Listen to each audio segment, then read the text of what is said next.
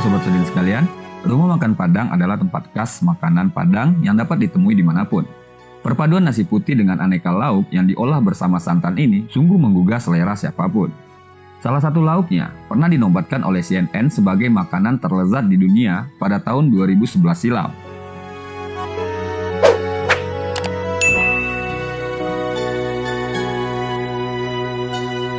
Masakan yang berasal dari daerah Minangkabau, Sumatera Barat ini sangat populer dengan sebutan masakan Padang.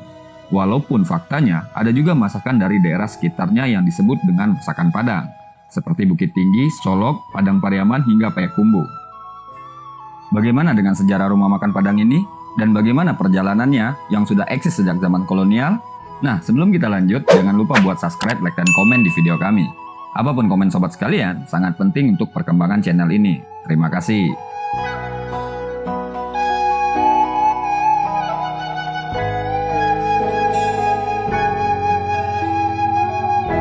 Terdapat berbagai versi sejarah yang dipercaya menjadi awal mula berdirinya rumah makan masakan Padang ini.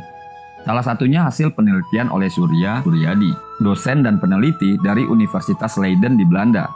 Beliau menemukan bukti historis empiris, yaitu sebuah iklan restoran Padang yang bernama Padang Restoran Goyang Lidah di Cirebon yang dikelola oleh seorang perantau Minang, B. Ismail Naim. Dimuat selama beberapa bulan pada tahun 1937 di harian pemandangan yang terbit di Batavia.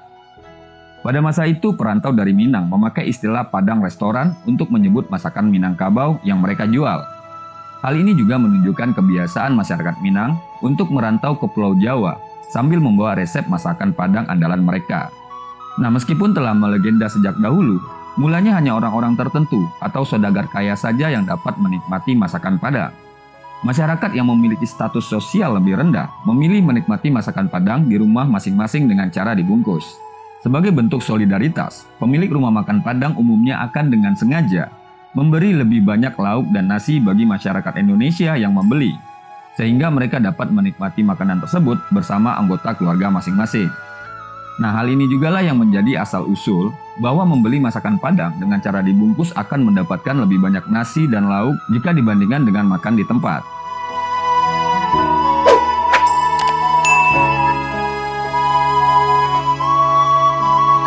Eksistensi rumah makan Padang sendiri memang telah melegenda sejak dulu.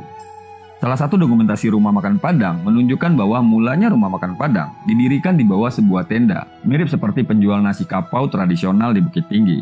Kini usaha rumah makan Padang bersifat terbuka, walaupun umumnya dibuka dan didirikan oleh orang Minang, tetapi tidak menutup kemungkinan bahwa terdapat pula rumah makan Padang yang dikelola oleh orang dengan suku atau etnis yang berbeda.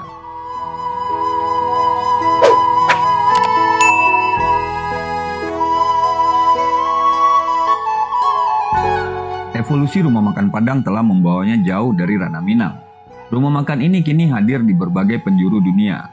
Di Amerika Serikat, rumah makan Padang seperti Indo Kitchen dan Indonesia Restoran berdiri meramaikan kekayaan kuliner California dan San Francisco.